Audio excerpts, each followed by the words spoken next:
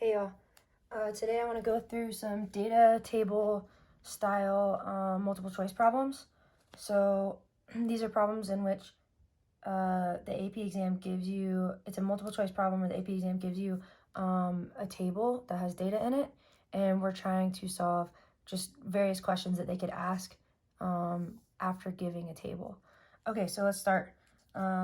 Oftentimes when they give tables, it really is helpful to graph the table quickly so that you can get a visual, even though oftentimes you can't use your graph for like true justification or explanation. I would just like get a rough sketch of your graph on your paper. So let's just go ahead and graph these points that we do know very quickly. So we have x is 0 and then y is 1. So I'm going to put a point at 0, 1. And then we know x equals 1 at some point, but we don't know the y value. And then we know x equals 2 at some point, and then y equals 2 as well. So this would be 2. Cool. Okay, so the function f is continuous on the closed interval 0, 2.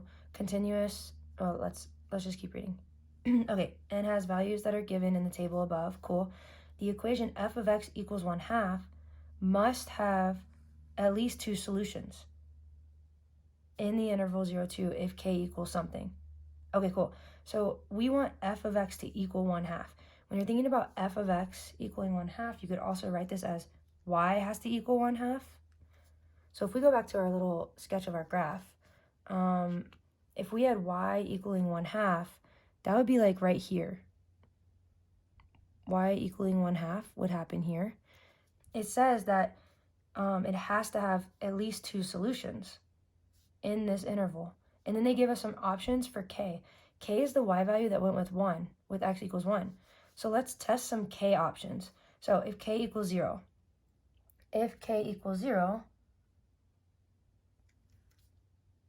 we're just like testing our multiple choice options. K equals 0, we would say that this point was 1, 0. So we would have a point right here. If this function is continuous, that means it has to cross through all 3 dots, or all 3 points, smoothly. So if we drop down to 0, that would be one time where it crosses y equaling 1/2, which would, satisfy one solution. And then if we cross back up, you'd have a second time, 2 times. That was the right answer. But let's just like show why the other ones won't work really quick. So let's go to D. So if we had k equaling 2, or that's like what we're testing, k equals these things. So we'd have the point 1, 2, which would be up here. Well, if we have 1, 2, and this is continuous and it has to smoothly connect, it's not going to cross, for sure, it's not guaranteed going to cross this 1/2 line, this y equals 1/2. It might just like stay up here. So that's not going to guarantee that it crosses this line. 3, same thing. It's not going to guarantee that it crosses the 1/2 twice. We need something that will guarantee that it crosses 1/2 twice. So let's try 1/2 real quick. 1, 1/2. If we have this point, well, you're only going to hit 1/2 once. You're going to have one solution, but we wanted 2. So really the only thing that works for k is 0. If you have the point 1, 0, yes, you drop down and cross 2 times. You cross 1/2 2 times. Y equals 1/2 has 2 solutions at least. A is your answer. Okay, moving on. The function, again, really quick.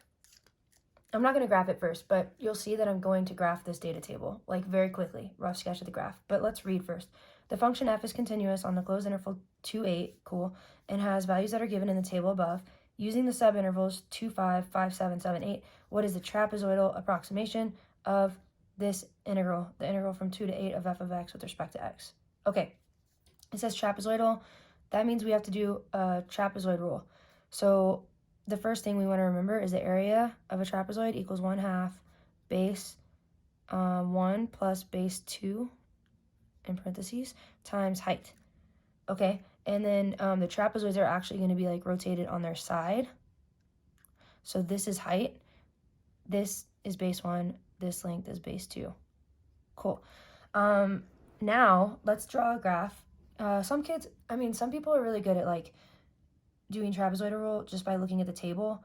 I always encourage sketching a graph because this should be like an easy problem that students often miss because something goes wrong with their bases, like they mix up their bases or their height or the intervals. I don't know. People miss it all the time. So like drawing a graph is going to save us from missing an easy problem. So I'm sketching my graph now. We have the point, let's see, 2, 5, 7, 8. So I'm going to put those on my graph. 2, 5, 7. It's okay if they're not perfectly spaced. Like mine aren't to scale. 2 is at, we have 10, 20, 30, 40. So like I'm going to do 10, 20, 30, 40. 10, 20, 30, 40. So we have 2, 10. 5, 30. 7, 40. And then 8, 20. Sweet. Now let's go ahead and connect, create our trapezoids. So it says the interval 2, 5. So 2 to 5, we have, the way that I make my trapezoids is I just draw straight down from my points. You could do that from all the points. And then you just connect the tops. So that's our first trapezoid, 2 to 5. Here's our second one, 5 to 7. And then our third one, 7 to 8. Okay, cool. Now, I'm going to like do a full walkthrough of trapezoidal rule just because, but you don't have to do this. So this is, I'm going to like label my heights and my my bases for this scenario. So 2 to 5 is, that distance is 3. 5 to 7, that distance, I'm just talking about this horizontal distance, is 2. And then 7, 8, that distance is 1. Cool.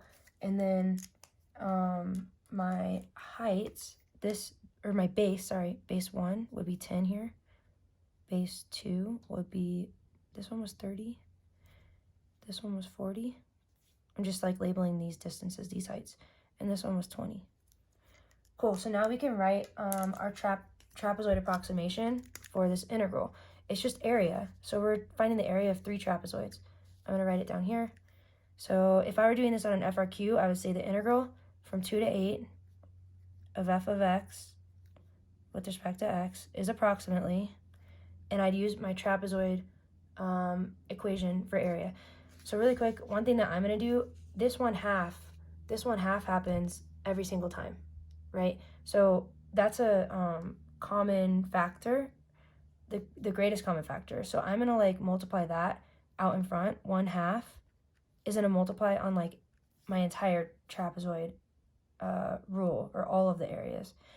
Now I don't have to write it every time. So then I'm just going to start with my first trapezoid, base 1 plus base 2. So that's 10 plus 30, base 1, base 2, times height, times 3. Then you add up the next area, plus, and remember the 1/2 I put out in front, I'll multiply that at the very end. The next trapezoid, we have base 1 is 30, plus base 2 is 40, times height is 2. You'll notice with trapezoid rule, you should always have like common bases on like the previous and the next trapezoid area. Okay, cool. So plus, so like what I mean is this next one should start with 40. Yeah, base 1 is 40. Okay, so 40, base 1 plus base 2 is 20, times height was 1. Cool. Okay, this one was calculator active. So what I would do now is plug this whole thing into my calculator. Remember to multiply by 1/2. Oftentimes students forget that. And you should get 160 as your answer. Cool. On an FRQ, you could leave your answer like this. And usually you would have like units for a problem like this. So you would have your answer after you plug in all your numbers and then put your units. Sweet. Let's move on to the next data table multiple choice problems. All right. We have a data table given. Now, remember how I said it's nice to graph them. This one's pretty big, so I would avoid graphing all the points on this one. You probably don't need to if they give you such a big data table. Let's just read what they're asking. The derivative g prime of a function g is continuous and has exactly 2 zeros. All right, really quick, I'm going to notice they gave me g prime. Okay, selected values of g prime are given in the table above. They'll usually tell you that, but like it's good to just pay attention before you start reading. All right, if the domain of g is the set of all real numbers, so that means that g goes on forever on the x-axis, left and right, then g is decreasing. G is decreasing on which of the following intervals? Cool. We're going to put a note to ourselves. If it was an FRQ, you would need this note. It's good to know this note anyway. I'm going to write g is decreasing. These are our graphical connection notes. If g prime of x is negative. Or you might have like memorized g prime is less than 0. Same thing. Those are saying the same thing.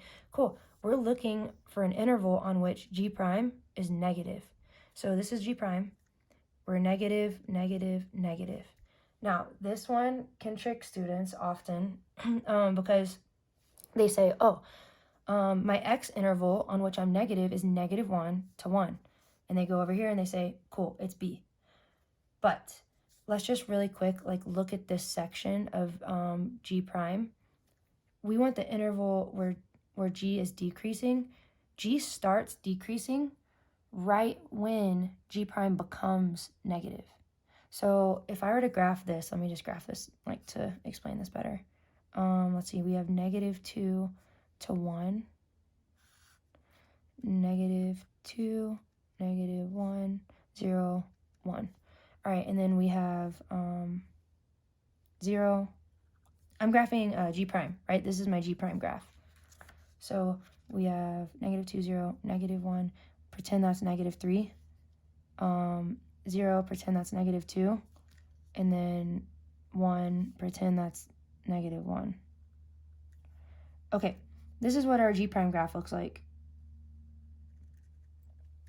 We're trying to decide, and sorry, let's graph 2.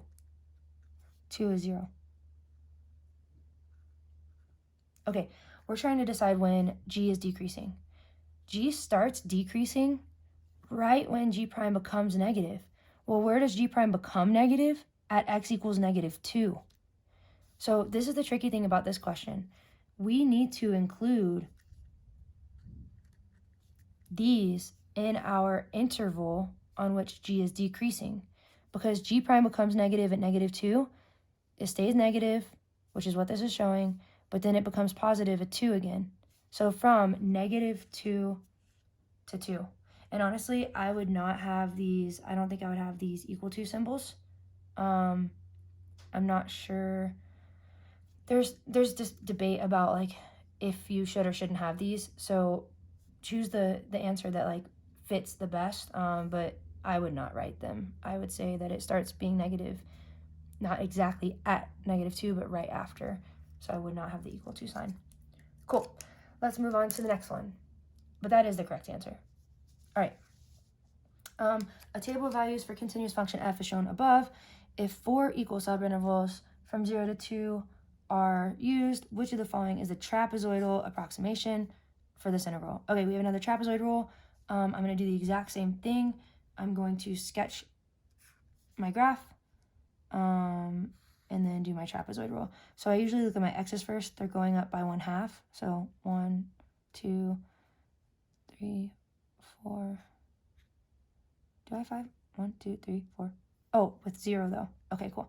So we have 0, 0.5. We have 1, 1.5, and then 2.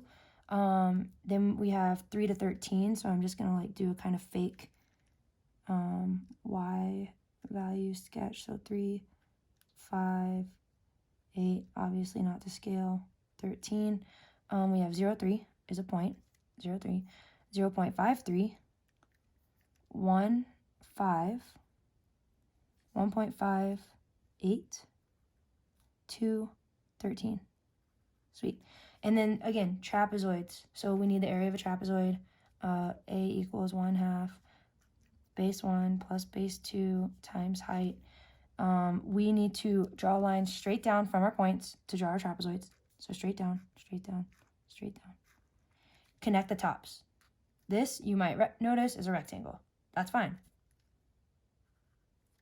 Connect the tops, connect the tops, connect the tops. Okay, now we're going to approximate our integral from 0 to 2. So from here, 0, all the way to 2.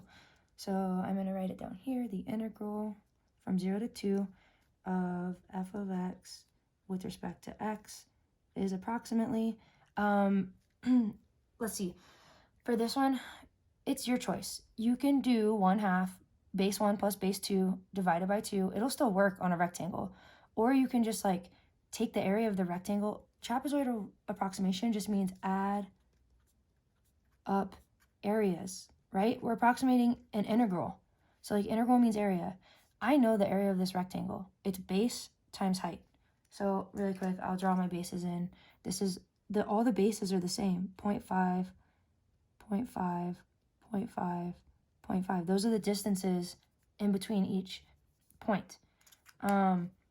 And my height in this one is, I'll write my heights on here just so y'all can see. So this height is 3, 3, 5, 8, 13. So for this one, I'm just going to take this rectangle out and like do base times height to solve for that area. So base times height is 3 times 0.5, 3 times 0.5. Cool, we have the rectangle now, right? Now we need to add up the areas of all these trapezoids. So 1/2 is a common factor in all of these. And this time, the height is the same. This distance is the same for all of them. So I'm going to say 1/2 is out in front times the other common factor, which is your height. 0.5 is the same as 1/2, right? 1/2. Oops, I was doing the math in my head. 1/2 times 1/2. And now all that's left on this equation, we pulled out this 1/2 as a GCF. We pulled out the height as a GCF.